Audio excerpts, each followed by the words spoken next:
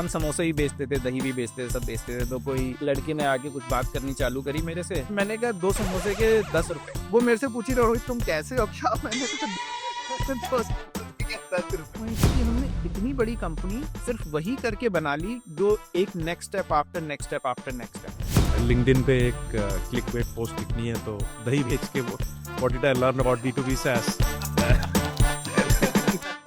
Hello everyone, आज ये episode केवल मेरी चुल से निकला और ये मैं रोहित को यहाँ पे खींच के लाया हूँ ये बताने के लिए कि वो कैसे एक दुकान में बैठा करता था दिल्ली में और कैसे वो वाई कॉम्बिनेटर पहुंचा उस दुकान से। तो ये कहानी मुझे इतनी पसंद है कि मैं चाहता हूँ कि रोहित सबको बताएं। तो रोहित, शुरू किया जाए दुकान से। तो दुकान एक तो ये सब जनता को पता लगेगा कि मैं कौन सी दुकान में कहाँ दही बेचता था। गाजियाबाद में 200 साल पहले की बात है। भाई गाजियाबाद में हमारी दुकान थी। मैं दुकान पे एक्चुअली बैठा करता था। तो दुकान थी मिठाई और किराने की। मैं एक्चुअली जो ऑनलाइन देख रहे हैं उनको एक बारी फोटो दिखा देता हूँ दुकान की, तो उन्हें एकदम समझ में आए। और ये फोटो मेरी ली हुई है, मैंने ही लगाई थी ये फोटो दुकान पे, क्योंकि तब मुझे ऐसा था कि भाई हमारी दुकान की ऑनलाइन प्रेजेंस नहीं है। ये बहुत सालों पुरानी बात है, ये देखो आप। सो ये हमारी दुकान का नाम था अग्रवाल स्वीट। इवन तो मेरा नाम मित्तल है, बट ये हमारी ऑन्टरप्रेन्योरियल फैमिली की ऑन्टरप्रेन्योरियल जर्नी में पहला ये था कि दुकान का नाम अग्रवाल रखेंगे क्योंकि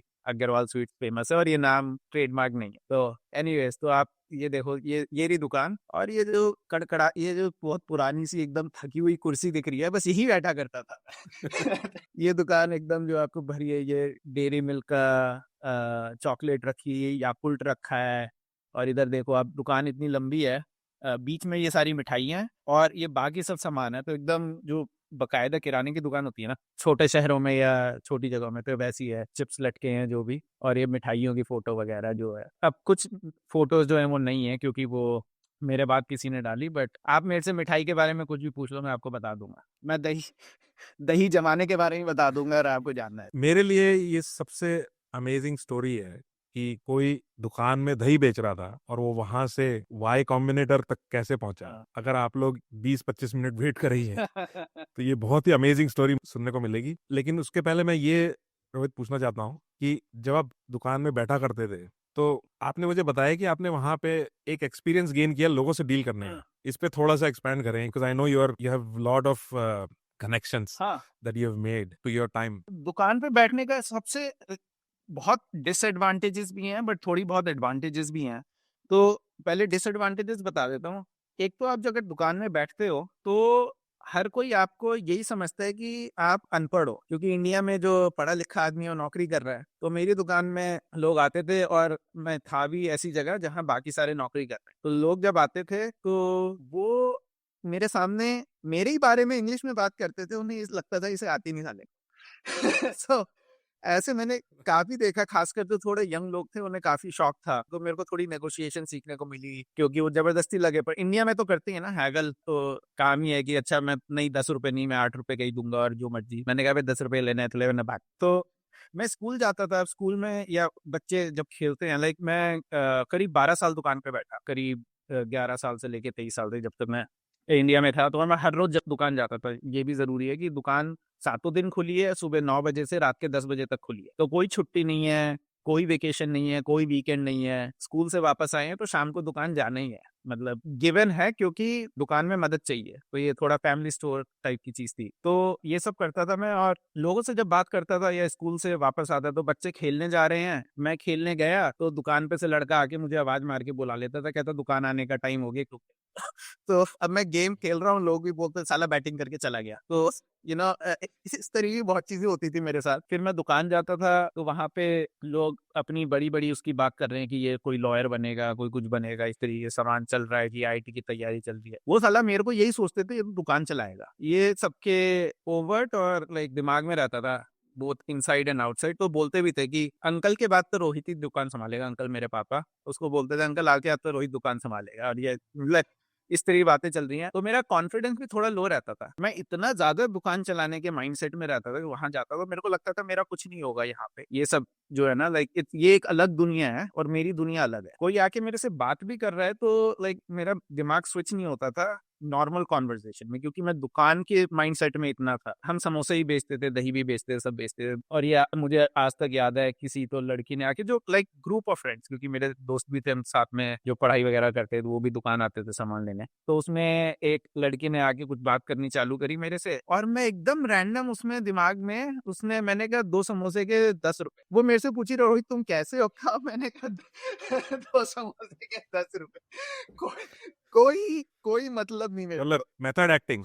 एकदम, आप अपने दुकान में रोल में एकदम घुसे हुए हैं। हाँ, मैं फुल दुकान के रोल में घुस, क्योंकि मेरे को ये आइडिया ही नहीं था कि दुकान के बाहर भी कोई जिंदगी। जैसे मैंने बोला, मैं स्कूल से आता था, तो स्कूल में मैं स्कूल वाला बंदा हूँ, और फिर मैं शाम को आ गया, तो अब मैं दुकान पे ही, अब मुझे दुकान पे ही करना है। मैं दोस्तों से बचा सकता है या कहीं जा नहीं सकता ज्यादा, क्योंकि वहीं डांट पड़ जाती थी कि अबे तुझे दुकान पे बैठने बुलाया है या बातें करने बुलाया है। और मेरे पेरेंट्स को कोई आइडिया नहीं है कि लाइक बाकी सब जनता क्या कर रही है, क्योंकि वो लाइक बिजनेस करते आए हैं इस तरीके, किसी तरीके से उनका दिमाग में इसी तरीके से चलता था। मेरा बड़े भाई ने दुकान बैठना छोड़ दिया, मेरे छोटे भाई को कुछ आता नहीं था, तो मेरे को ही करना पड़ता था सब, मतलब ज्यादातर काम। मेरे बड़ा भाई थोड़ी देर के लिए दुकान पे बैठा, 1 साल में भी, पर उसके बाद वो चला गया, उसने बैठा। तो ये सब था काफी, कि डेली मैं इन्हीं चीजों से जूझ रहा हूँ। अगेन, वीकेंड पे कोई छुट्टी नहीं है, तो ये आई गेस अमेरिकन ऑडियंस के लिए, और मेरे ख्याल से आज की इंडिया के लोगों के लिए भी ये थोड़ा डिफिकल्ट है समझना, कि कोई वेकेशन ही नहीं है, कोई वीकेंड ही नहीं है। तो ऐसा नहीं है कि हम फैमिली में ट्रिप पे कहीं जा रहे हैं, और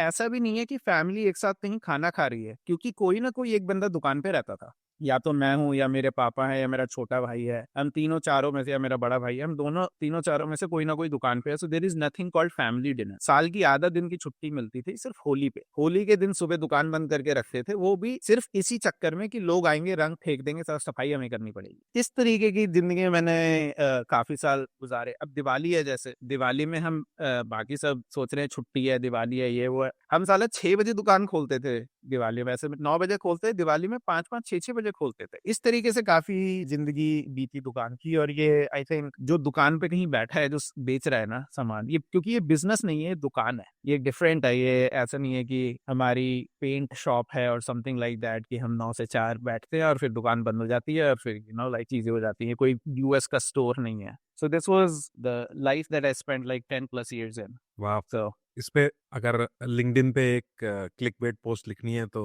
दही बेच के वो what did I learn about pico B SaaS, एक पोस्ट बनेगी एक दिन जो हम लिखेंगे साथ में। दुकान में बैठे हो, क्लासमेट्स भी आ रहे हैं दुकान में, लड़कियां भी आ रही हैं, उस वक्त आपके लाइफ की एस्पिरेशन क्या थी? आई थिंक दुकान का, जो मैंने कुछ एस्पेक्ट्स बताए, कुछ मे बी पॉजिटिव एस्पेक्ट्स ये भी थे कि मेरे पास अपने लिए बहुत टाइम रहता था, क्योंकि लड़कियां तो है नहीं, मैंने समोसे बेच रहा हूँ मैं, तो अपने लिए बहुत टाइम रहता, क्योंकि बाहर कहीं जाना ही नहीं है। अब दोस्त हैंग आउट कर रहे हैं, वो कैफे कॉफी डे जा रहे हैं, मेरे घर वालों को तो समझ में ना आए कि 5 रुपए की चाय से ज्यादा महंगा तुम्हें क्या करना है। और ऐसा भी नहीं है कि वो मेरे को दे रहे हैं, जाओ 100 रुपए लेके जाओ, लड़कियों के साथ घूम के कॉफी पी लो, कोई हवा नहीं है इस चीज की। मेरा मेरा भाई यही करता था, क्योंकि वो दुकान पे नहीं बैठा। वो अंदाज अपना अपना में याद है, आमिर खान के बाप की दुकान रहती है बाल काटने की, पर वो ताज होटल में रोजी के कोमल हाथों से बाल कटा के आता है 100 रुपए। तो, तो टाइम अपने लिए बहुत रहता था, एक ये पॉजिटिव बात थी। और दूसरी ये पॉजिटिव बात थी कि मुझे चीजों के बारे में काफी समझ थी। कभी कभी ऐसा होता है कि, और ये मैं थोड़ा जाकिर खान का एंगल ले रहा हूँ, कि जब आप कभी थोड़े अमीर लोगों को देखते, अमीर लोगों के बच्चों को देखते, तो इन्हें तो कुछ खाते ही नहीं। अब इन्हें पता ही नहीं दाल को क्या कहते हैं, ये कौन सी तरह की दाल है। वो दाल को भी इंग्लिश में लेंटिल लेंटिल करते फिर रहे हैं, और फिर कह रहे हैं मूंग, मूंग धुली लेंटिल, तो उन्हें भी अंग्रेजी बोलनी है सालों को। मेरे डैड की राइस मिल्स थी, तो वो he was like a rice expert, कि अगर चावल है, मोटा है, पतला है, लंबा है, छोटा है, तो उन्हें सब पता था, परवल चावल, ये चावल, वो चावल। तो मेरे को ही थोड़ा समझ में आने लग गया, क्योंकि मैं दुकान पे इतना बैठता था। और मैं जब अपने बाकी दोस्तों से मिलता हूँ, उन्हें साला को कोई हवा नहीं, उन्हें रियल वर्ल्ड से इतना डील करना नहीं आता था, क्योंकि उनकी लाइफ इन अ वे थोड़ी शेल्टर्ड थी। मैं कभी कभी, मेरे दुकान में कुछ लोग थे जो सामान लेने जा, इन दिल्ली में है खारी बावली और ये और वो, तो मैं उनके साथ जाता था, तो मुझे थोड़ा रियल वर्ल्ड से डील करना है। सेम चीज अप्लाई हुई दुकान पे लोगों से बात करके, कि मुझे रियल वर्ल्ड से थोड़ा डील करना है, क्योंकि मैं इतने लोगों से बात करता था दिन में। अब उसमें पुलिस वाले भी आ रहे हैं जिनको आपको थोड़ा डिस्काउंट देना है, या कोई और आ रहा है सो ऑन एंड सो फोर्थ। आपको ये भी है कि 10 रुपए की चीज आई और 50 रुपए की बेचनी है, जो कि यही मार्जिन है। अब बिग बाजार में चीनी सस्ती है, तो आप चीनी महंगी नहीं दे सकते। There is some business sense that I develop during those times, इनक्यूट like just annoyingly, just because of being in that world. तो कंबाइंड दैट विद कि मेरे पास टाइम नहीं होता, तो मैं खुद ही में चीजें पढ़ने लग गया। तो खुद ही में मैं इंग्लिश अखबार पढ़ता था। अब मेरे को ऐसा लगता है कि मैं इंग्लिश अखबार बोल बोल के इसलिए पढ़ता था क्योंकि ये साले ये सब समझते हैं मेरे को इंग्लिश नहीं आती। मैं इंग्लिश उस तरीके से समझने लग गया। उससे मेरे को आई थिंक थोड़ा ब्रॉडर दुनिया का पता चला। लाइक मेरे को एक्चुअली थोड़ा टेक का भी पता चला, जो इतने आप में इतनी इम्पोर्टेंट चीज नहीं थी उस टाइम, ये अर्ली 2000s में, 2000s में। तो वहां से मेरे को थोड़ा बाहरी दुनिया का पता चलने लगा। और मेरी मेन एस्पिरेशन आई थिंक दुकान की वजह से आई कि मुझे तो इन के बीच में नहीं रहना है, मैं तो बाहर जाऊँ। So that was the main aspirational thing that came out of all of this. बाहर जाके कुछ करूंगा मैं। तो उसके बाद आपने छलांग मारी इंजीनियरिंग, वो कैसे हुआ? अगेन तो मेरे मेरे पेरेंट्स को ज्यादा कुछ पता नहीं था, तो मैं खुद ही पढ़ता रहता था, खुद ही करता रहता। वो कहीं नहीं गए कभी, लाइक स्कूल में रिपोर्ट कार्ड लेने नहीं गए। वो उन्हें कोई आइडिया नहीं इंजीनियरिंग वगैरह का। मेरे दोस्त कुछ लाइक इंजीनियरिंग वगैरह की एंट्रेंस प्रिपरेशन कर रहे, तो मैंने कहा मैं भी यही करूंगा। वही आपके आसपास तो दो चार लोग आपसे जो बात करते हैं आउटसाइड ऑफ दुकान। और मैं था भी छोटे स्कूल में। मेरे स्कूल का नाम दीप मेमोरियल पब्लिक स्कूल था, छोटा सा स्कूल था। पूरी 12th में सारे सेक्शन मिला के मेरी 50-100 बच्चे होंगे और समथिंग लाइक दैट। मेरे बाकी जो पढ़े लिखे वाले दोस्त थे वो डीपीएस आर के पुरम जाते थे, या डीपीएस मथुरा रोड और समथिंग लाइक दैट। तो मेरे घर वालों ने मुझे पास के स्कूल में भी रखा था। तो उसमें एक या दो ही लोग थे जो ये इंजीनियरिंग वगैरह की तैयारी कर रहे। तो मैं उन्हीं के साथ दोस्त था। वो कौशाम्बी में भी नहीं रहते थे। उसी से मैं इंजीनियरिंग की तैयारी करने लगा। और आई स्टिल रिमेम्बर कि एक ही बार my dad went with me to this coaching centre called FIITJEE. शायद आज भी है, फिटजी चलता है। तो फिटजी वाले साले टेस्ट लेते थे कि तुम्हें पढ़ाएंगे या नहीं उसका। तो आई थिंक मेरे घर वालों को वैसे तो कुछ उम्मीद नहीं थी हमसे, पर उन्हें ये था कि अच्छा चलो थोड़ी हेल्प करके देख लेते हैं कि हो सकता है कि ये पढ़ने लिखने में लग जाए, नहीं तो दुकान तो है, ये दुकान चला लेंगे। तो एक ही बार गए थे। और उसमें भी फिटजी वालों ने मेरे को लिया नहीं। साला खुद ही पढ़ना पड़ता। और वो कोचिंग महंगी भी होती है, तो मेरे घर वालों की वैसे हालत खराब रहती थी कि इतने पैसे दे के कोचिंग कराएंगे और कुछ निकल के नहीं आएगा। तो एस्पिरेशन बस इंजीनियरिंग की वहां से आई कि बाकी लोग कर रहे थे, फिर फिटजी ने भी नहीं लिया, मुझे दुकान भी जाना है, सब कुछ करना है। तो फिर मैंने खुद ही पढ़ाई करनी चालू करी और खुद ही मैं सब करता था। आप दिल्ली कॉलेज इंजीनियरिंग में गए फिर, राइट? इवेंचुअली नहीं, eventually everything work out and उसका बस एक बता देता हूँ कि मैं एक्चुअली पहले पंजाब यूनिवर्सिटी में गया, जो कि चंडीगढ़ में है। क्योंकि AIEEE देने में मेरी काफ़ी वो हुई, ऑलमोस्ट पेपर नहीं दे पाया था मैं। एग्ज़ाम के एक दिन पहले मुझे अपना एडमिशन टिकट की मैं जाके पेपर दे पाऊँ, उसमें काफ़ी भसड़ थी। बेसिकली मेरे घर वालों ने कागज ही खो दिया, फॉर्म ही खो दिया। DHL से उन्होंने शिफ्ट कर दिया सरकारी मेल की जगह। तो AIEEE वालों ने रिजेक्ट कर दिया, DHL वालों ने पेपर ही डिस्ट्रॉय कर दिया। तो मेरी एप्लीकेशन कभी पहुंची नहीं। तो मैंने उसमें भी काफी खुरापात करी, मतलब काफी जुगाड़ लगाया ताकि मैं AIEEE का पेपर दे पाऊँ। अगेन दुकान थी तो मेरा दिमाग वैसे चलता था, क्योंकि मैं बाकी सब रियल दुनिया से डील करता था ना। ये जुगाड़ जो कहते हैं लोग, ये करना पड़ता था। नाइस। पर मैं AIEEE का इवेंचुअली पेपर दिया मैंने, और फिर मैं पंजाब यूनिवर्सिटी गया। पंजाब यूनिवर्सिटी की फीस उस टाइम थी शायद 85,000 रुपए साल, लाइक $1,000 मोर और लेस साल की आज के एक्सचेंज रेट के हिसाब से। अब मेरे को बहुत मौत आती थी वो पंजाब यूनिवर्सिटी की फीस देने में भी। अब वहां जाके मुझे पता लगा कि लो इनकम घरों के लिए वहां पे वो है, आप अप्लाई कर सकते हो स्कॉलरशिप के लिए। और क्योंकि हम बिजनेस चलाते थे, तो हम जैसे टैक्स रिपोर्ट करते, तो मैं लो इनकम ही था उस उस हिसाब से। राइट। तो वहां जाके जब मुझे स्कॉलरशिप का पता लगा, तो मैं गया ऑफिस, मैंने कहा स्कॉलरशिप फॉर्म दे दो, मेरे को भी स्कॉलरशिप के लिए अप्लाई करना है, नंबर मैं ले आऊँ। 65% लाने थे। मैंने कहा इतने तो मैं ले आऊंगा। उन्होंने कहा टाइम ही निकल गया, 2 महीने पहले डेडलाइन थी, अब नहीं हो सकता कुछ। मैंने जाके मेरे डैड के साइड के कजन्स चंडीगढ़ में रहते थे, वहां मेरे डैड के फूफा जी को का कोई जानने वाला था। समहाउ पता नहीं, मैं सबके सामने जाके रो दिया। मैंने कहा स्कॉलरशिप नहीं दे रहे पंजाब यूनिवर्सिटी में, ये कुछ नहीं। तो उन्होंने कहा अच्छा एक बंदा है जो हम जानते हैं, उसका नाम, उन अंकल का नाम बलवंत कंदोई था, मेरे को आज भी याद है। उन्होंने कहा अच्छा मैं पंजाब यूनिवर्सिटी में लोगों को जानता हूँ, तो तुम ऐसा करो ये फॉर्म भर के ना मेरे साथ एक दिन आ जाओ, मैं देखता हूँ मैं क्या कर सकता हूँ। तो मैं उनके साथ फॉर्म भर के गया। तो हम चल के जा रहे थे, कहते कहाँ पे कहाँ डिपॉजिट करना है ये फॉर्म। तो मैं गया उस ऑफिस में, कह रहे किसको डिपॉजिट करना है, मैंने उंगली दिखा के मैंने कहा उस आदमी को डिपॉजिट करना है। कहता है अच्छा ये तो मेरा बहुत पुराना जानने वाला है। और वो आदमी मेरे को पहले 4 बार ही झटक चुका था, क्योंकि मैं बार बार जाता था। मैंने कहा ले लो सर, लो इनकम, 85,000 फीस, ये वो। उसे मेरा नाम याद था, उसे मैं याद था कि ये साला आ जाता है बार बार रोने। तो इस बारी मैं इन अंकल के साथ गया, और जैसे ही मैं इन अंकल के साथ गया, उसने मेरी शक्ल देखी पहले, फिर अंकल की शक्ल देखी थी, फिर उसने फॉर्म फटाफट साइन करके दे दिया। उसका असिस्टेंट कह रहा है सर पर 2 महीने हो गए, ये तो नहीं चलेगा। एंड आई स्टिल रिमेम्बर उसका जवाब, क्या था, वे रख ले यार, ऊंची सिफारिश लगा के आया है ये। तो एकदम ही उसको उसको भीख आ गई थी, क्योंकि वो ये जो भी थे मेरे फूफा जी के जानने वाले, मेरे डैड के फूफा जी के जानने वाले, इनको लगा के मैंने स्कॉलरशिप फॉर्म भरा, और वहां से मैंने वैसे स्कॉलरशिप की थी। और पर मुझे पंजाब यूनिवर्सिटी पसंद नहीं था बिल्कुल, क्योंकि again like it didn't feel like ये बहुत अच्छी जगह है, ये नई यूनिवर्सिटी थी उस टाइम। तो मैं एक्चुअली साथ में डीसी का पढ़ा। 1 मिनट मेरे को गॉड नरेशन देना है जो लिसनर्स हैं, कि हो सकता है 10 साल बाद ये वाईसी एप्लीकेशन के क्वेश्चन में ये कहा है कि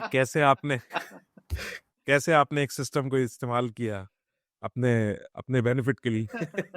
बट एनीवे, प्लीज कंटिन्यू। तो फिर मेरे को पंजाब यूनिवर्सिटी इतना पसंद नहीं था। मैंने दोबारा से AIEEE की पढ़ाई करी, डीसी की पढ़ाई करी। उस टाइम एग्जाम अलग अलग होते थे, अब मेरे को नहीं पता क्या होता है, बट फिर मेरी AIEEE में रैंक दोबारा ठीक आई, पहले से काफी बेटर आई। और DCE में मैंने बोला था ना, मेरे घर वालों को कुछ नहीं पता, उन्होंने स्कूल पास का कर दिया, बाकी सब आर के पुरम और इधर उधर जा रहे हैं। मेरा स्कूल साला था गाजियाबाद में। अब दिल्ली में होता था कोटा, 85% दिल्ली के स्कूल से ग्रेजुएट करे हुए स्टूडेंट्स के लिए, तो मैं 15% वाले में था। तो मेरी रैंक चाहे अच्छी आई हो, पर मेरा फिर भी लाइक मुझे ब्रांच अच्छी नहीं मिल रही थी, क्योंकि मैं 15% कोटे में था। तो पंजाब यूनिवर्सिटी के बाद मैंने ये सब एग्जाम दिए, मेरा डीसी में हुआ, और उसमें भी ऐसा था सेकंड टर्न में हुआ, और ये डीसी में घपले की वजह से सीटें दोबारा खुल गई थी।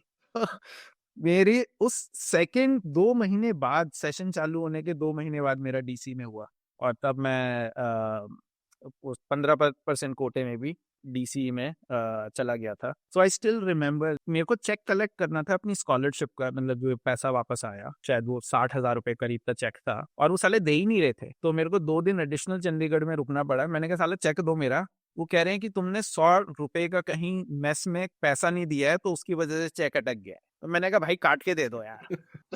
मैं फिर जाके सरकारी दफ्तरों में रो गया, मैंने कहा यार काट के दे दो यार। तो उन्होंने वो 60,000 की जगह 59,800 एंड समथिंग रुपीज का चेक मेरे को दिया, और मैं वो ले गया। आखिरी वो मेरी आखिरी ट्रिप थी चंडीगढ़ की, उसके बाद मैं आ गया, और मैं तब से फिर डीसी में पढ़ा। मुझे पता है कि डीसी के बाद आप इवेंचुअली शायद कोलंबिया गए, बट फॉर डीसी के टाइम एंड उस ट्रांजिशन के बारे में बताएं। डीसी में भी ऐसा था कि मैं था 15% कोटे में, और मैं रहता था गाजियाबाद में। डीसी मेरे घर से घंटा 1.5 घंटा दूर था। तो शायद मैं ही उन कुछ गिने चुने लौंडों में से था जिसने आउटसाइड कोटा होते हुए भी एक तो हॉस्टल नहीं ली। और मेरे घर वालों की भी मोटिवेशन थी कि हॉस्टल मत लो, क्योंकि फिर तुम दुकान पे बैठ सकती हो ना। तो मतलब उन्हें था कि हाँ, अगर हॉस्टल चाहिए, पढ़ाई में मदद करेगी, तो पढ़ाई नंबर 1, दुकान सेकंड। बट उनके में था कि वैसे अगर 1 घंटा ही तो लगता है जाने में एक तरफ, तो डीटीसी की बसों में तुम धक्के खा ही सकते हो, ऐसा तो कुछ परेशानी नहीं है। तो मैं घर पे रहा, और साला जिस दिन मुझे हॉस्टल के लिए अप्लाई करना था, उसी दिन मुझे फास्टेस्ट बस मिली, जहां मैं घर से डीसी घंटे में पहुंच गया। मैंने कहा घंटा तो डुएबल है। आज एक ही बार था जब 1 घंटे में पहुंचा, उसके बाद साला हमेशा 1.5 से 2 घंटे लगते थे एक तरह।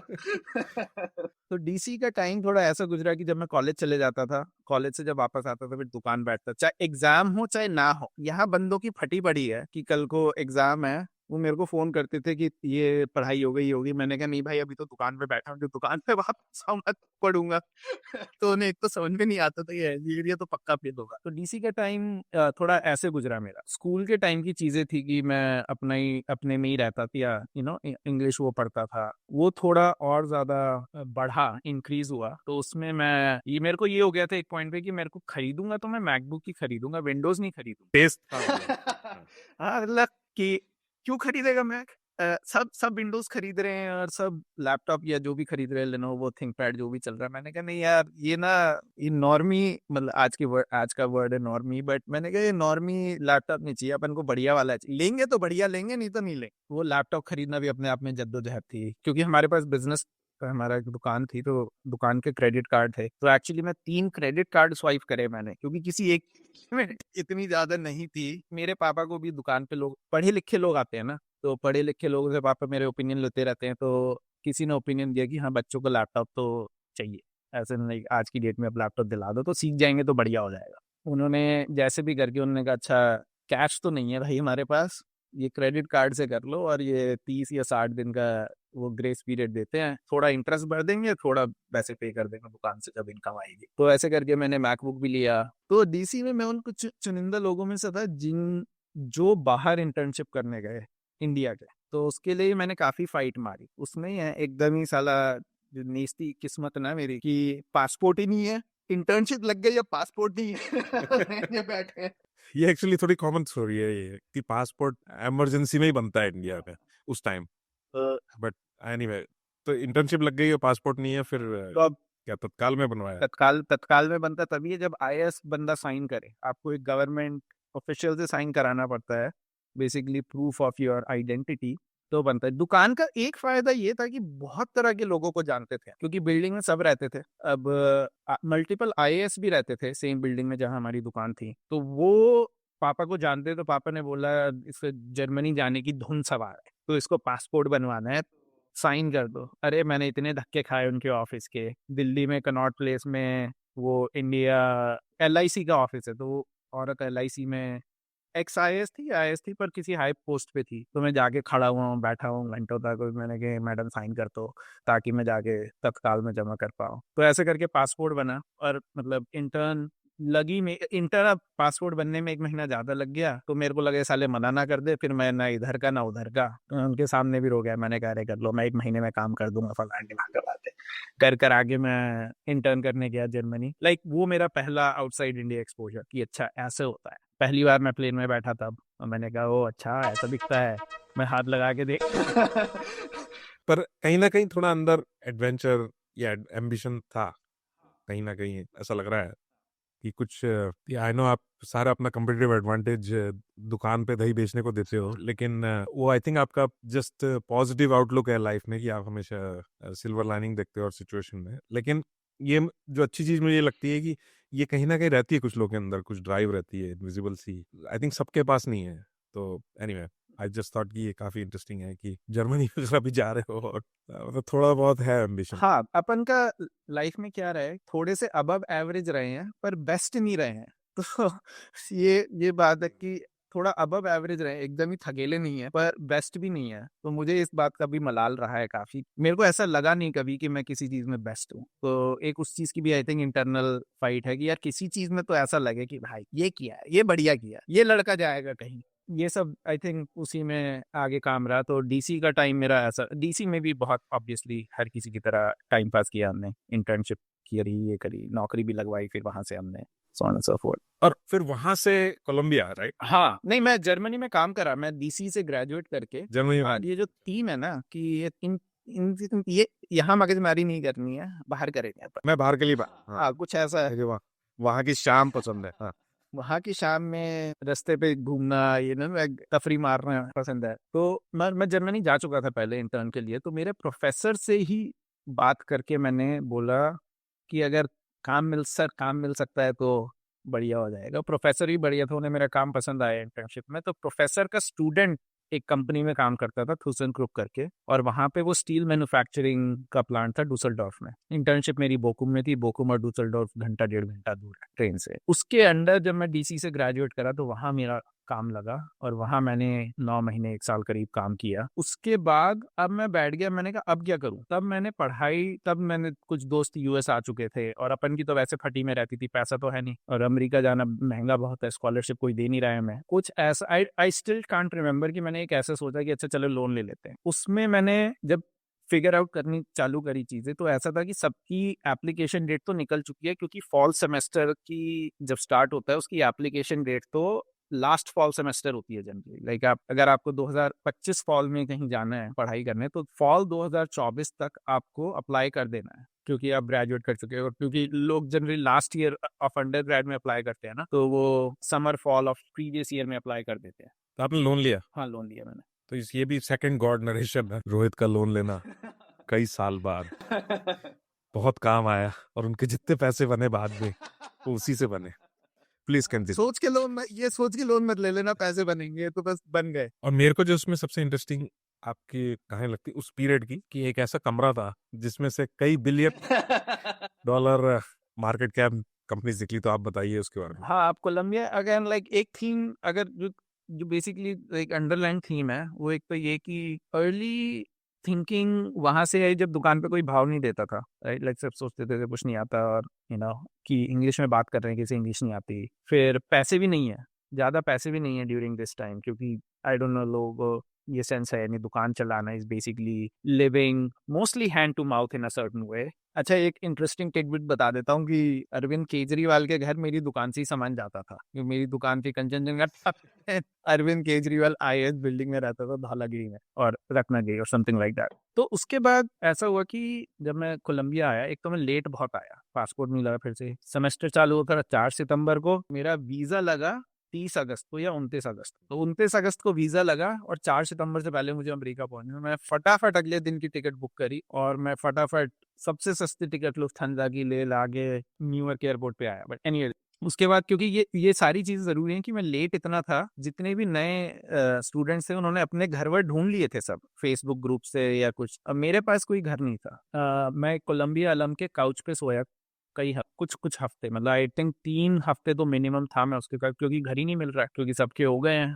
अब नए लोग आ नहीं रहे हैं, पैसा है नहीं मेरे पास कि मैं अपना अपार्टमेंट ले लूं, वो भी एक बेडरूम में अगर 4 लोग सो रहे हैं तो शायद उतना ही पैसा था, क्योंकि मैं घर से पैसे भी लेके नहीं आया था बहुत ज्यादा। लकीली ये जो मेरे 4 रूममेट है जिनका भी मैं बताता हूँ, ये 5 लोग थे 3 बेडरूम अपार्टमेंट में, समथिंग लाइक दैट, कोलंबिया के पास। तो इनकी एक रूममेट चली गई थी छोड़, जिसमें प्रियांक सिंह एक रूममेट था। तो अब मैं जब आया इधर तो लकीली इनके पास एक बंदे की जगह खाली थी, और ये मेरे से 1 साल आगे थे। इन सबकी इंटर्नशिप लग चुकी थी, इन सब ने इंटर्न में पैसे कमा लिए थे। एक बंदे की आरए भी लग चुकी थी, तो उसको $2,500 महीना मिलता था कोलंबिया से। तो 3 कमरे थे ना, 5 लोग हैं, तो एक बंदा एक कमरा लेके रहेगा और 2 कमरों में दो दो रहेंगे। तो जिसकी आरए लगी थी उसने ले लिया था वो सिंगल वाला कमरा, और एक बंदे की जगह खाली हो गई एक बेडरूम में। ऐसे करके मुझे कमरा मिला। अब ये तो सब पता नहीं क्या कोइंसिडेंस की बात है कि सबके सब ने स्टार्टअप में बहुत कुछ किया, या एटलीस्ट कुछ तो किया उस अपार्टमेंट में। तो वो जो बंदा था जिसकी आरे लगी थी, जो जिसने अकेला कमरा ले लिया था, वो बंदा मुकुंद था।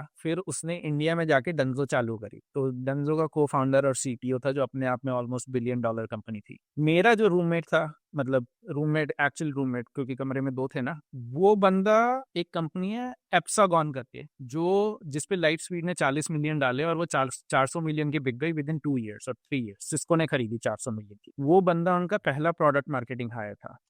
वो भी स्टार्टअप में, और उसने काफी टाइम बताया, मतलब उसने इंटेल वगैरह में काम किया। तो इट हैपेंड लेटर। उसके बाद एक बंदा था जो प्रियांका रूममेट था, उसका नाम भी रोहित था। उसने भी कई स्टार्टअप बनाई जो चली नहीं, बट एक्वा हायर हो गया। फिर वो एप्पल में काम किया उसने काफी टाइम, और अभी वो फिर स्टार्टअप में काम कर रहा है। और प्रियांक और मैंने साथ में मिलके बनाई स्ट्रीट। तो हम सारे के सारे स्टार्टअप और स्टार्टअप रिलेटेड चीजों में थे। 4 out of 5 people actually started company. मैं, प्रियांक, मुकुंद और रोहित सेठी, तो हमने चारों ने कंपनी बनाई, और चिन्मय ने अर्ली स्टेज कंपनी ज्वाइन करी, जिसमें उसको अच्छी एग्जिट मिली। सो इट्स ऑल लाइक कि ये अक्यूमुलेटिव कर लोगे तो है $1.5 बिलियन की मार्केट की companies. So I find that very interesting that एक ही रूम में एक ही घर में काफी अमेजिंग लोग एक साथ आए और रहते हैं। और ये भी अगेन काफी कॉमन सी स्टोरी है कि समहाउ यूनिवर्स ऐसा अजीब सा है कि इस टाइप के लोग अटैक करते हैं दूसरे को। But anyway, that is for some other episode. But I want to ask you about the initial conditions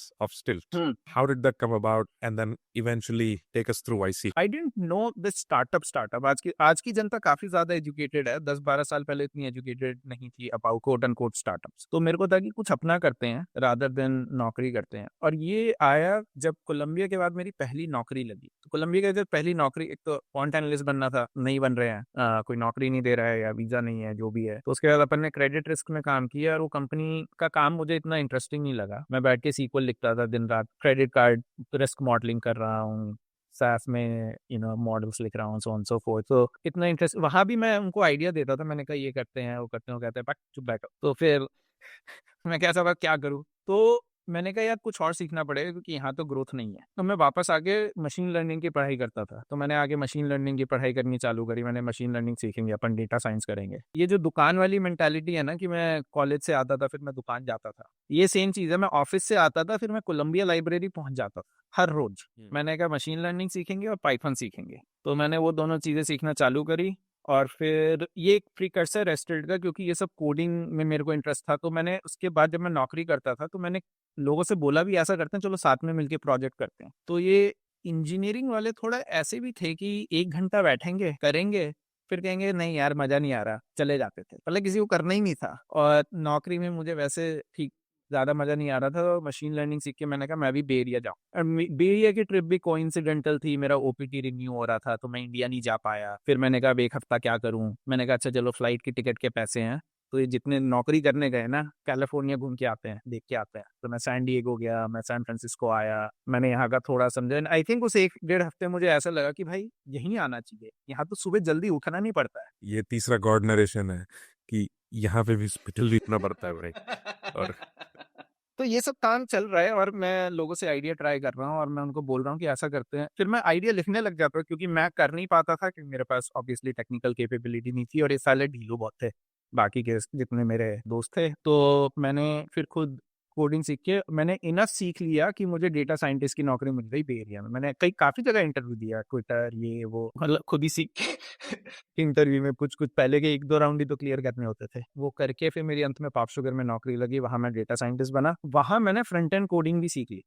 वही मैं यही करता था, दिन में पॉप शुगर का काम करता था, शाम को बैठ के कोडिंग सीखता था, प्रोजेक्ट प्रोजेक्ट बनाता था साइड में। जो ये मेरे आइडियाज मैंने लिखे थे, तो मैंने काफी साइड प्रोजेक्ट भी बनाए पहले तो जस्ट, एंड उससे मेरे को कोडिंग समझ में आ गई। मैं मूनलाइट भी करता था लोगों के लिए, मैं डेटा साइंस के प्रोजेक्ट कर रहा। पर जो आइडिया बुक में से एक आइडिया था कि इंटरनेशनल स्टूडेंट को लोन देना है, क्योंकि लोन मिलना बहुत मुश्किल है भाई इंडिया में, ऐसे करके एक आइडिया सा था। और अपन को स्टार्टअप्स और वाईसी और ये सब कुछ ज्यादा हवा नहीं, बट मोटा मोटी दिख रहा है कि चल रहा है, बट ज्यादा हवा नहीं है। तो सीख रहे हैं बे एरिया में। और कोइंसिडेंटली प्रियांक जो मेरा रूममेट था कोलंबिया में, वो माइक्रोसॉफ्ट में काम करता था और वो अमेजोन मूव कर गया बे एरिया में मशीन लर्निंग डिवीजन में। अमेजोन की A9 मशीन लर्निंग डिवीजन है पालो ऑल्टो में। रहता वो एसएफ में था, जाता पालो ऑल्टो था। तो जब वो एसएफ रहने लगा और मैं बेसिकली उसके साथ आइडिया थोड़े डिस्कस, दोबारा से हैंग आउट करने लगा, आइडिया डिस्कस करने लगा, तो प्रियांक सिंह ने हाँ बोल दी करने के लिए कि साथ में कर लेता, मतलब सॉरी आयुषन से हाँ बोल दी, उसने मना नहीं किया। तो साथ में, क्योंकि मैं यही करता था बाद में बैठ के कोडिंग आइडिया वगैरह करना, तो ऐसे करके हमने 2-3 आइडिया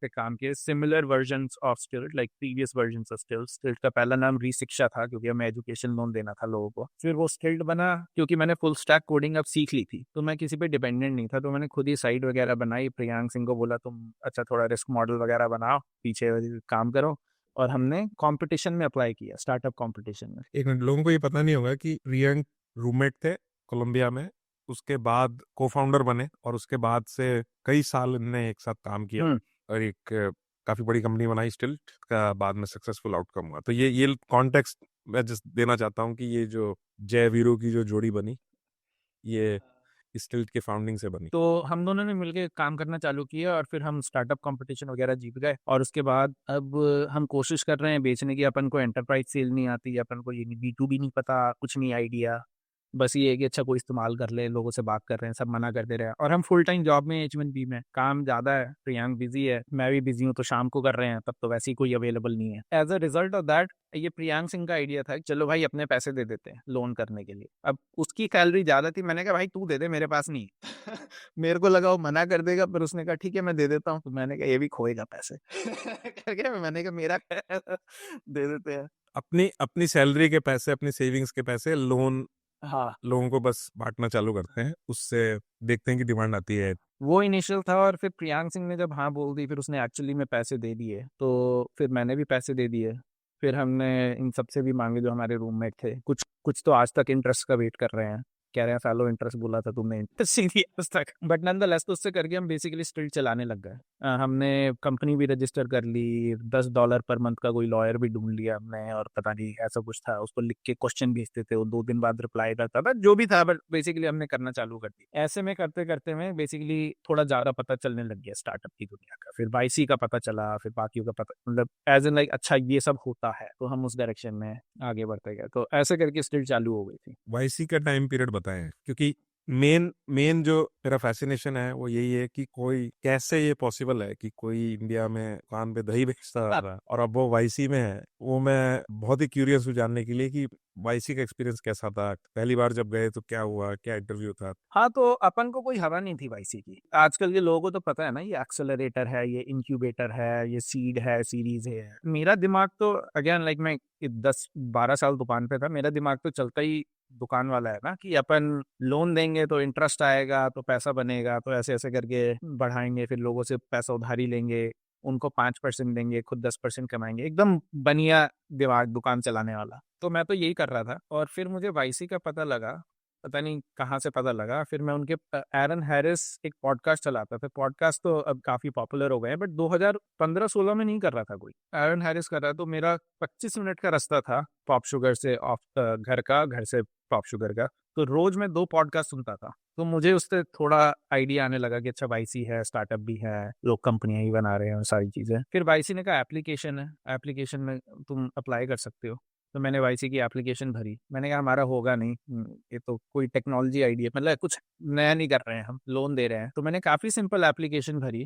अगर किसी को ये लेसन लेना है तो वो ले सकता है, कि मैंने सिर्फ वही लिखा है एप्लीकेशन में जो हम एक्चुअली करते थे, जो बिजनेस हम चला रहे थे, जो हम करते थे। तो मैंने एप्लीकेशन भरी और मैंने सोचा कि नहीं होगा। 2015, एंड ऑफ 2015 की बात है, विंटर के लिए अप्लाई कर रहे थे। अब मैंने एप्लीकेशन भरी और मैं सबमिट करने वाला था। आई थिंक 8 बजे का टाइम रहता है सबमिट करने का। तो 5 बजे कहीं से निकल के आया कि किसी तो रैंडम स्लैक चैनल पे हूँ मैं। ये जेसन कैलकैनिस का जो एक वो है ग्रुप, वो चलाता है कोई कॉन्फ्रेंस, उसके उसमें मैंने किसी किसी ने पोस्ट किया कि हम वाईसी फाउंडर हैं और हम अगले 2 घंटे के लिए तुम्हारी एप्लीकेशन रिव्यू कर सकते हैं अगर तुम्हें चाहिए तो। कहाँ से मैंने वो रैंडम मैसेज देखा, मैंने उन्हें फटाफट वो किया रिप्लाई। मैंने कहा भाई मेरी एप्लीकेशन देख लो यार, मैं अप्लाई कर रहा हूँ। तो अब ये बाद की कहानी है, मैंने एक्चुअली मेरे एक ब्लॉग में लिखी है, वो मैं ब्लॉग भी लिंक कर दूंगा। ये जो लक वाला पार्ट है ना, कि लकी में चले गए, कि लकी थे। मैंने उन्हें एप्लीकेशन भेजी, उन्हें काफी सारी एप्लीकेशन आई। उन्होंने बेसिकली 2-2 3-3 लाइन पढ़ के सबकी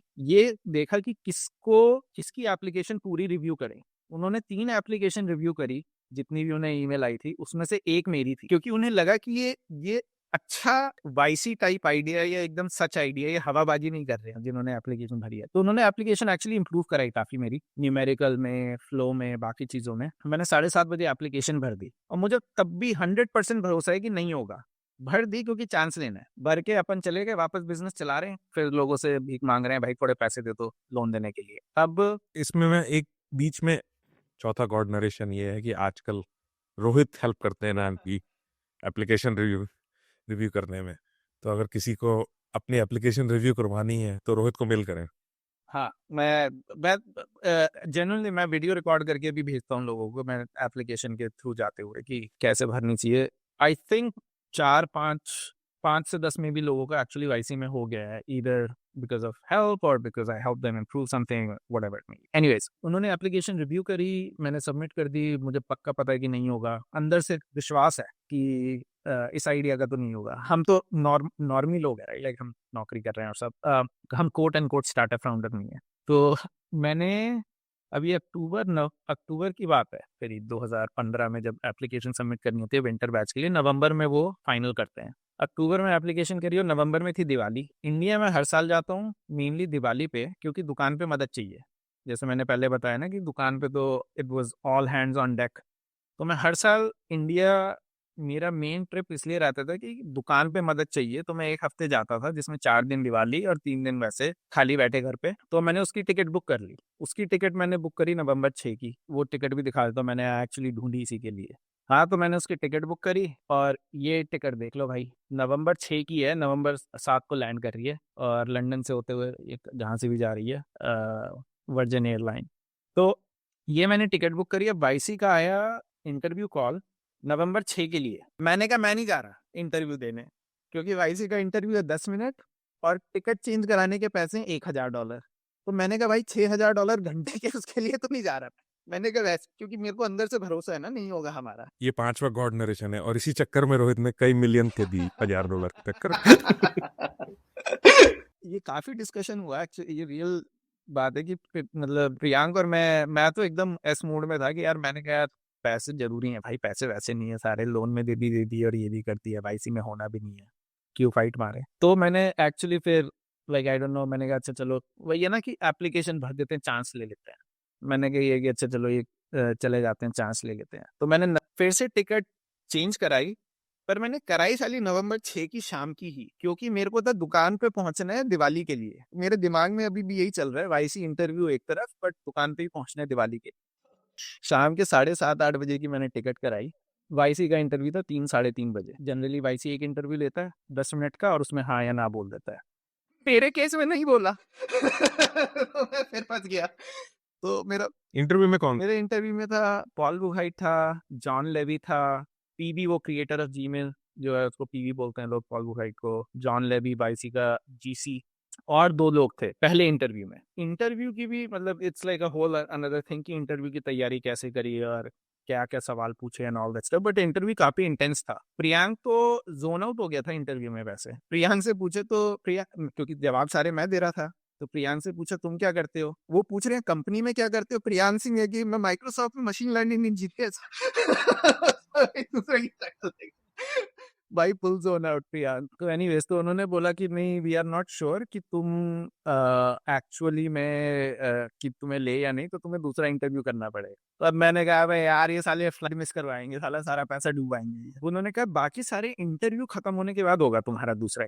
तो मैं दोबारा वाले इंटरव्यू में 5-5:30 बजे खत्म होने थे या कुछ ऐसा था, 4:30-5 बजे खत्म होने थे। अब मैं बैठा हूँ, मैं घड़ी देख रहा हूँ, मैंने कहा यार ये खत्म ही नहीं हो रहा है, खत्म ही नहीं हो रहा है। मैंने कहा बुलाओ, मैं बार बार जाकर उनसे पूछ रहा हूँ, वो भी इरिटेट हो गई, कह रही बुला लेंगे भाई, तुम क्यों परेशान। मैंने कहा फ्लाइट पकड़नी है, तो कहा कि पूरा दिन रखने के लिए बोला था ना तुम्हें तो मैंने कहा तो फिर मैं जाके बैठ जाऊँ। अब दूसरा इंटरव्यू आया, वो था Aaron Harris, Dalton Caldwell, Jessica Livingston जो वाईसी की को फाउंडर भी है, और जेसिका लिविंगस्टन मेरे एकदम पास में बैठी है। तो मेरे को वैसे वो सब हो रहा है, मैंने कहा यार ये सब बड़े लोग बैठे हैं, ये मतलब थोड़ा साइक हो जाते हैं राइट, लाइक कि मैंने कहा यार ये बैठिए, मैं जवाब दे रहा हूँ, वो ऐसे करके बैठी है। मैंने कहा कि ये तो एकदम ही साइको एनालिसिस करके मना कर देगी ये पक्का। तो उन्होंने खैर दोबारा सवाल पूछे, दोबारा मैंने डिफरेंट टाइप ऑफ जवाब दिए। 5:30 बजे है, बस छूटते ही मैंने इंटरव्यू खत्म होते ही मैंने कहा एयरपोर्ट चलो। तो मुझे एयरपोर्ट जाना था, प्रियांक कैल ट्रेन लेके वापस आ रहा है, क्योंकि ये वो कहाँ पे है, माउंटेन व्यू में था ऑफिस शायद इनका। तो मैं प्रियांक कैल ट्रेन से वापस घर आ गया, और मैं एयरपोर्ट चला गया। हमने नंबर प्रियांक का दिया था। अच्छा उन्होंने बोला था 7-7:30 बजे तक बता देंगे अगर तुम्हारा होगा, तो नहीं होगा तो फिर हम ईमेल कर देंगे 9 बजे तक, और समथिंग लाइक दैट। तो अब मैं एयरपोर्ट पे हूँ, मैं टिकट लेके खड़ा हूँ, बोर्डिंग पास नहीं लिया है मैंने, टिकट है बस, टिकट का प्रिंट आउट है, और मैं वेट कर रहा हूँ। मैंने 6:30 बज गए, 7 बज गए, 7:30 बज गए, कुछ फ्लाइट का टाइम एकदम हो रहा है कि 1 ही घंटा बचा है अब जाने में, और मैं बोर्डिंग पास भी नहीं ले रहा हूँ। मैंने कहा हुआ या नहीं हुआ, मैंने कहा कहीं बाद में फोन ना आ जाए। कुछ ऐसा 7:30 बजे मुझे ऐसा हुआ कि अच्छा अब तो नहीं होगा, अब तो नहीं हुआ, और मैं एकदम हताशा में गया, और मैं जाके बोर्डिंग पास लिया। मैंने बोर्डिंग पास लिया, 30 सेकंड में प्रियांक की कॉल आई उधर से। कॉल मैंने उठाई भी नहीं, और मेरे को पता था हमारा हो गया, क्योंकि ये साला कभी फोन नहीं करता मैंने कहा ये अगर नहीं हुआ होता तो ये मैसेज करता, ये फोन कर रहा है तो मतलब हो गया। तो वो फ्लाइट काफी अच्छी फ्लाइट थी मेरी। और वहीं जैसी वाईसी में हुआ, तो जो धूम में जैसे उदय चोपड़ा शादी के ख्वाब देखता है ना, तो बस ऐसे ही मैंने देख लिया कि मैं इलॉन मस्क बन गया हूँ बस कि अब बस दुनिया मुट्ठी में, बड़ी कंपनी, चारों तरफ लोग, 1,000 लोगों की कंपनी थी, कुछ तो ऐसा मेरे एकदम ध्यान में आया। तो वहां जाके मेरा वाईसी में हुआ, और फिर और ये हमारा वाईसी में हुआ, और फिर वो फ्लाइट लेके मैं इंडिया गया, वापस आया, तो फिर बाकी काम हमने वाईसी के किए। और फिर वाईसी में होना, मेंशन दैट कि वाईसी में होना अपने आप में एक बड़ी बात थी, बट लोग शायद ये भूल गए कि हम सब थे H1B पे अब हमें ये फाइट कि भाई हो तो गया, बट आगे क्या करें, क्योंकि अप्लाई तो कर दिया था। वीजा की फाइट अभी बाकी है। वीजा की फाइट अभी बाकी है मेरे दोस्त। अप्लाई तो यही सोच के करा था कि पक्का नहीं होगा, फिर इंटरव्यू भी यही सोच के दिया था पक्का नहीं होगा, क्योंकि हम वहाँ बाकी फाउंडर से मिल रहे थे, वो साले ड्रोन के स्वार्म बना रहे हैं, और वो कह रहे हैं मेरी टेक्नोलॉजी ये, मेरी टेक्नोलॉजी वो हमसे पूछते तुम क्या करते हो, मैंने कहा हम तो लोन देते हैं मतलब कुछ है ही नहीं इंटरेस्टिंग। तो एनीवेज तो फिर मैंने प्रियांक से पूछा, जब मैं वापस आया हमने एक्चुअली बात की। मैंने कहा प्रियांक भाई तुम कमाते हो बहुत ज्यादा पैसे, मैं तुमसे बहुत कम कमाता हूँ, मेरे को तो वाईसी जाना है, चाहे मैं कैसे भी करके फिगर आउट कर लूँ, मैं तो वाईसी जाऊँ, तो अपना पक्का देख लो, क्योंकि तुम बड़ी कंपनी हो, तुम्हारा H1B भी है। और मैं अपना H1B का एक एंगल ये बता देता हूँ कि जब मैं न्यूयॉर्क में काम कर रहा था तो वो कंपनी काम करने के 1 साल बाद H1B अप्लाई करती थी। वहां मैंने करीब 1.5 साल बाद, 1.5 साल, 1.5-2 साल काम किया। तो 1 साल बाद उन्होंने बोला कि H1B अप्लाई करना है, तो मैंने उन्हें बोल दिया भाग, मेरे को नहीं कर, तुमसे नहीं कराऊंगा। सक पका गए थे लोग वहां की, भाई ये कौन बंदा है, क्योंकि सब काम कर रहे हैं H1B के लिए। मैंने बोल दिया कराना ही नहीं है तुमसे, मतलब कि मेरे को, उन्हें ये था कि अच्छा इसे तो यहाँ काम नहीं करना है। मैंने कहा हाँ वो भी सही है कि मैं ज्यादा टाइम काम नहीं कर रहा, तुमसे H1B नहीं कराना, चाहे जो मर्जी हो जाए। तो जब मैं फिर पॉप शुगर में था, पॉप शुगर में एक्चुअली मेरा आखिरी चांस था, मेरा ओपीटी स्टेम है 3 साल का है, तो उसमें मैंने पॉप शुगर में अप्लाई किया। 1 in 4 चांसेस थे मेरे H1B आने के। अगर वो नहीं आता तो मैं यूएस में नहीं रह सकता। वो थैंकफुली H1B आ गया। 6 महीने में कैप गैप में भी था। कैप गैप होता है कि जब आपकी ओपीटी खत्म हो चुकी है और आपका H1B अभी चालू नहीं हुआ है, तो उसको कैप गैप बोलते हैं। तो मैं कहीं जा नहीं सकता था उस दौरान भी, तो तब जाके मेरा फिर बाद में H1B आया। अब H1B इतनी मेहनत के बाद आया, इतने टाइम बाद, तो अब ऐसा था कि इसे छोड़ना पड़ेगा, और अपन को हवा नहीं है कि अगर H1B छोड़ा तो कंपनी कैसे करेंगे। बट मुझे ये पता था कि कंपनी जरूर, वाईसी में जरूर जाऊंगा, चाहे जाने के 1 दिन बाद छोड़। और वाईसी के अलावा मैंने शायद 500 स्टार्टअप्स और 1-2 जगह अप्लाई किया था। एक जगह लोग पैसे मांग रहे थे, 500 स्टार्टअप्स ने बोला कि अच्छा वीजा का फिगर आउट करो, ये फिगर आउट करो, वो फिगर आउट करो, तो उन्होंने लिया नहीं। वाईसी ने बोला कि हमें कुछ नहीं मतलब है, जब तुम अभी कुछ कुछ जो मर्जी करो, जब वाईसी स्टार्ट होगा तो पहले दिन तुम फुल टाइम होने चाहिए कंपनी पे। और हमारी ऐसी हिम्मत जो हम वाईसी की बात ना माने, तो वाईसी चालू होने के 1 दिन पहले मैंने नौकरी का आखिरी दिन था मेरा। 6 जनवरी को शायद वाईसी चालू हुआ, या 5 जनवरी को, और 4 जनवरी मेरा नौकरी का आखिरी दिन था। उसके बाद में हमने वाईसी की, और हमें अभी भी हवा नहीं है कि हम कैसे करेंगे। हमें पता है 60 दिन है, 60 दिन में फिगर आउट है। तो लोग वाईसी में चीजें बना रहे हैं और हम साले लगे पड़े हैं कि अच्छा भाई, ये अब अमेरिका में कैसे रहे, कर तो ली कंपनी। तो तब जाके हमें कहीं से समझ में आया ओवन वीजा का। फिर हमने ओवन वीजा अप्लाई किया, उसके लिए भी वो एक बहुत लंबी कहानी है कि कैसे ओवन के लिए अप्लाई किया, बट अंत में 4 दिन में ओवन मिल गया अप्लाई करने के। तो फिर उसके बाद दैट्स अमेजिंग। उसके बाद हमें सांस में सांस आई कि अच्छा चलो अमेरिका में हम रह सकते हैं, और कंपनी हम फिर कॉन्स्टेंटली बनाते रहे। तो at the end of the day जब वाईसी में हम थे, और जो हम जब ये सब कर रहे हैं, तो हमने वाईसी में, अब मेरे लिए ये एकदम आउट ऑफ बॉडी एक्सपीरियंस है। आप ये समझ लो कि मैं एक्चुअली आज भी मेरे दिमाग में ये रहता है कि दुकान में दही बेचता था, like that is the experience that has shaped me in a way. तो वाईसी में आ रहे हैं भाई बड़े बड़े लोग। हाँ बताओ यार, किससे मिले? वाईसी में काफी बड़े लोगों से मिला, और लाइक ऐसा हो जाता है, बस एक ऐसा लग रहा है कि इलॉन मस्क वगैरह अगर मिल जाते तो कुछ नेक्स्ट लेवल हो जाता। पर ये ट्राइब के फाउंडर्स थे, कॉलिसन ब्रदर्स, मैं उनसे मिला। मैंने उनसे ऑफिस आवर भी किए वाईसी के दौरान। बात करने में मुझे बहुत मजा आता था। मैंने कहा देखूं क्या बोलते हैं दुनिया के टॉप 0.001% लोग। तो मैंने जॉन कॉलिसन से ऑफिस आवर भी किए। उससे बोला, मैंने कहा मैं ये कर रहा हूँ, बता दो सर, सर सर सर कुछ बता दो। मैंने एयरबीएनबी फाउंडर्स ने टॉक्स करी, मल्टीपल, मेरे ख्याल से मल्टीपल। मेरे पास आज भी कहीं है, मेरे को याद नहीं है कहाँ, बट मैंने एक्चुअली हर एक टॉक में जो मैंने सीखा वो कहीं मेरी एक नोटबुक में लिखा है। हर एक टॉक, जो गैबिया, जो वाईसी, जो एयरबीएनबी का एक को फाउंडर था, जो गैबिया ने बोला था कि जब उन्होंने कंपनी चालू करी उन्हें कुछ आता नहीं था, और उनका मेन फंडा ऐसा था कि वो जाते थे पीजी के पास, पॉल ग्राहम के पास, पूछने कि हमने ये कर लिया, हमने ये कर रहे हैं, आगे क्या करें। पॉल ग्राहम कहता जाओ कस्टमर से बात करो। तो वो एक्चुअली बस वही करते थे। तो फिर न्यूयॉर्क चले गए उड़ के कस्टमर से बात करने। फिर वो कहता था कस्टमर से बात करके सीख के आए। फिर उन्होंने पॉल ग्राहम को बताया कि हम कस्टमर से बात करके आए, हमने ये सीखा। तो कहता था अच्छा जाके अब ये करो, तो जाके वो करते थे।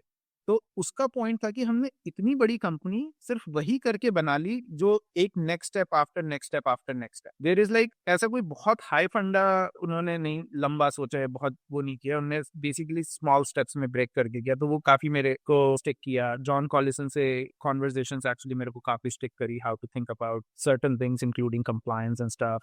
सैम ऑल्टमैन उस टाइम प्रेसिडेंट था वाईसी का, तो जब हम पिच करते थे सैम ऑल्टमैन वगैरह से फीडबैक लेते थे। और भी लोग थे जो काफी अच्छा फीडबैक देते थे। मेरे को आज भी याद है इलिया से भी बात करी मैंने, जो ओपन एआई का एक को फाउंडर। इलिया और मेरी जमी भाई, इलिया और मेरी अच्छी जमी। इलिया और मैं दोनों ऐसे हैं जो लोगों जो ज्यादा नेटवर्क नहीं करते हैं। मतलब ये तो एक अमेरिका का नेटवर्क का कल्चर है ना, जाओ सबसे हाथ मिलाओ और बात करो, मेरे से नहीं होता। दिस वाज एक वाईसी डिनर में इलिया भी आया था, क्योंकि वो I think YC research main वो था कुछ। तो जब जब ओपन एआई चालू हुई तो ये सब के सब ओपन एआई की टीम, आई थिंक सब के सब ओपन एआई की टीम वाले वाईसी डिनर में आए थे विंटर 16 के, क्योंकि ओपन एआई भी अराउंड सेम टाइम चालू हुई। सैम ऑल्टमैन भी था, इलिया भी था और शायद और लोग भी थे। मैंने इलिया से बात करी उस टाइम। तो मेंटालिटी तो वही है अमृता में, नेटवर्किंग की मेंटालिटी है, बट मेरी नहीं, क्योंकि मेरे को पढ़े लिखे लोग बात कर रहे हैं उसके बीच में जाने में ये लगता है कि यही सोचेंगे भग करी। तो उनके दिमाग में था ये तो ये निकलता नहीं है मेरे दिमाग से, खासकर अगर वो थोड़े अकॉम्प्लिश्ड है। एंड इट्स स्टिल ट्रू कि अगर लड़कियां बात कर रही हैं, लाइक इट जस्ट लाइक मेरे दिमाग में पहला यही आता है कि ये बोलेंगे भग करी। तो इलिया और मैं दोनों साइड में एकदम गुमसुम से ऐसे बस खड़े होके अपना पानी पी रहे थे। तो इलिया और मेरी बातें होना चालू हुई। तो इलिया से मैंने 45 मिनट बात करी एक्चुअली। और he is really a great man.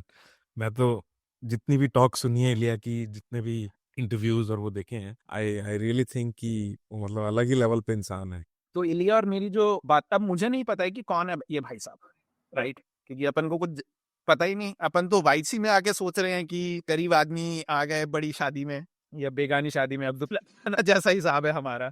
तो हम बैठे हैं और बेसिकली ये खड़े हैं साइड में, और मैं ऐसे थोड़ी हिम्मत करके ऐसी मैंने कहा ये भी लौंडा मैं भी लौंडा, दोनों इनका कुछ नहीं हो रहा है, हम लग रहा है हम दोनों ही गरीब हैं। तो फिर मैंने उससे इलिया से बात करी कि और भाई क्या चल रहा है वो सब। तो कहता है कुछ नहीं, मैं ओपन एआई में काम कर रहा हूँ, ये कुछ नई कंपनी चला रही है, फलाने वाला बात है। आई डोंट इवन नो कि उसने बोला कि नहीं इलॉन मस्क के साथ, पर उसकी और मेरी बातें चालू हुई है। तो उसने मेरे से हमने काफी डिटेल में बात करी कि हम इमिग्रेंट्स को कैसे बेटर लोन दे सकते हैं, कैसे बेटर रिस्क असेस कर सकते हैं। राइट, बिकॉज इलिया खुद इमिग्रेट इलिया खुद कनाडा से आया है, तो मेरे को तो नहीं पता था, बट उसने बताया कि वो कनाडा से आया है और ये सब उसे भी परेशानियां थोड़ी देखने को मिली। तो हम मेरा जो काफी शुरू से एक एंगल रहा है रिस्क असेसमेंट में, वो ये कि मैंने कहा अगर तुम कोई मुझे अपने उसके ईमेल का एक्सेस दे देना तो मैं उसका रिस्क अच्छा असेस कर सकता हूँ। कि अगर आप मान लो अभिजीत के प्राइमरी ईमेल का एपीआई के थ्रू एक्सेस दे दो मुझे, तो मैं ईमेल पढ़ के ये बता सकता हूँ कि आप लो रिस्क हो या हाई रिस्क हो। इलिया और मैंने करीब आधा घंटा 45 मिनट सिर्फ उस पर बात करी कि वो कैसे किया जा सकता। तो वो काफी इंटरेस्टिंग डिस्कशन था, और मैंने एक्चुअली उसे लिंक्डइन पे भी ऐड किया। एक सेकंड में दिखाता हूँ। और इस तरह की अंडरराइटिंग अब एलएलएम से पॉसिबल है। हाँ मतलब पॉसिबल आई थिंक उस टाइम भी थी, बट इट वाज आल्सो कि अपन को कुछ आइडिया नहीं था ज्यादा ना। I think we were just method acting. तो आप जूम इन करके देख सकते हो, इलिया एक्चुअली मेरा कनेक्शन है। तो अब we believe you, we believe you, we believe. That's incredible actually कि वाईसी में जब आप थे तो Ilya, Paul Buchheit, Joe Gebbia, Brian Chesky, John Collison, इन सब से आप मिल रहे हो। और कहाँ आप दही बेच रहे थे साल पहले दिल्ली में। तो इट्स इनक्रेडिबल स्टोरी। और मैं इसमें एक लास्ट क्वेश्चन पूछूंगा आपके कंपनीज और आपके बैच की जो कंपनीज हैं उसके बारे में। एक पॉइंट में ये एम्फसाइज करना चाहता हूँ कि अगर कोई भी फाउंडर है जो स्टार्टअप्स के बारे में सोच रहा है या वाईसी में अप्लाई करने के बारे में सोच रहा है, तो प्लीज रोहित को कांटेक्ट करें। मैं जानता हूँ रोहित को पर्सनली कि कितने सारे फाउंडर्स की उन्होंने हेल्प करी है और बहुत ही अमेजिंग इंस्पिरेशनल जर्नी है। बट एनीवे, एक मेरा क्वेश्चन था आपके बैच के बारे में कि आपकी कंपनी के अलावा और कौन कौन सी महारथी कंपनीज थी, जो क्योंकि वाईसी के अंदर बहुत इंस्पायरिंग कंपनीज भी होती हैं। हाँ मैं एक सेकेंड रुको, मैं दिखा देता हूँ। आप ये देखो, ये सारी कंपनीज मेरे बैच की थी। तो मैं इन सबके साथ हैंग आउट किया हूँ और इन सबको जानता हूँ मैं। और जानता था, अब तो ये ज्यादा बड़े हो गए जैसे। अब थोड़ा शो ऑफ हो रहा है, आप बस आप मैं सबको हाँ बोल। क्योंकि एम्बार्क ट्रक्स वाला जो बंदा है, लाइक सबकी like it's just very interesting कि कितने लोग कितना जल्दी आगे निकल गए। ये उस टाइम ट्रक्स नहीं बना रहे थे, ये उस टाइम शटल बना रहे थे जो यूनिवर्सिटी में चलेगी। और फनी स्टोरी इसकी ये है, क्योंकि मैं ये भी कनाडा का है। तो ये कनाडा का 19 year old like robotics genius kind पर टाइप बंदा है जो कंपनी बनाई। ये और मैं एक ही दिन गए वो टीबी का वो कराने। जब आप ग्रीन कार्ड के लिए अप्लाई करते हो तो आपको टीबी का टेस्ट कराना पड़ता है। तो वो आपके आर्म में कुछ इंजेक्शन मारते हैं। तो ये और मैं साइड में बैठे थे, मैंने कहा भाई को कहीं देखा है मैंने। उसकी और मेरी तब बात होना चालू हुई। तो ये भी ग्रीन कार्ड के लिए अप्लाई कर रहा था। तो ये इसने और मैंने थोड़ा हैंग आउट किया। रापी वाले लैटम के थे उस time founder, again like you can see कि काफी ड्रिवन थे, and then they were trying to hire engineers and stuff. Relativity space थी। कोडियम वाला बंदा बहुत ही जेन्युइन, बहुत ही अच्छा काफी, जिसको कहते हैं ना हाइप मैन, ये हमारी कंपनी का काफी हाइप मैन था। जब भी हमारी कंपनी का नाम आता तो ताली बजाना चालू कर देता था। ब्लेक शो, ये तो बूम तो काफी बड़ी वो हो गई है, ये सुपरसोनिक प्लेन बना रहे हैं। सैंडबर्ड, हमने सेकंड हैंड लैपटॉप सैंडबर्ड वाले से ही खरीदे थे, क्योंकि अपना ऑफिस चेंज कर रहा था। तो इसने कहा मैं अब कोरिया में ऑफिस खोल रहा हूँ या कुछ, तो सेकंड हैंड लैपटॉप हमने यहीं से खरीदे। So on and so forth. सो ऐसी कुछ कंपनीज हैं। क्या एक I mean, I'm just looking at the names. एक आखिरी Mind blowing. आखिरी बताऊंगा जो मैं एक्चुअली तब भी भूल गया था, वो ये ट्रूबिल। और ये इन फाउंडर्स और हमारी उस टाइम काफी जमती थी, क्योंकि हम दोनों फिनटेक में थे, कुछ कुछ कर रहे थे। ये भी काफी क्वाइट फाउंडर्स हैं बट काफी स्ट्रॉन्ग फाउंडर्स हैं। और मेरे को आज भी याद है, एक बारी ब्लू बॉटल में हम बैठे थे after their seed round, and they were saying कि शायद हमने कुछ फिगर आउट कर लिया है, अगर वो चीज चल गई तो कंपनी चल सकती है, हम नेक्स्ट राउंड रेस कर लेंगे। उसके 5 साल बाद इन्होंने कंपनी 1.3 बिलियन कैश में बेच दी, रॉकेट मॉर्गेज हुआ। So it's just like crazy कि ये सारे लोग आसपास ही घूम रहे थे। ऑब्वियसली सैम और area, like you know, like different level of people. So ये सब आउट ऑफ बॉडी एक्सपीरियंस है। अगर कोई दही बेचने वाले रोहित को बताएगा तो वो मानेगा नहीं। इनक्रेडिबल। मेरे पास कोई अच्छा क्लोजर स्टेटमेंट रिमार्क नहीं है अदर देन काफी अमेजिंग स्टोरी शेयर करी यार, मजा आ गया।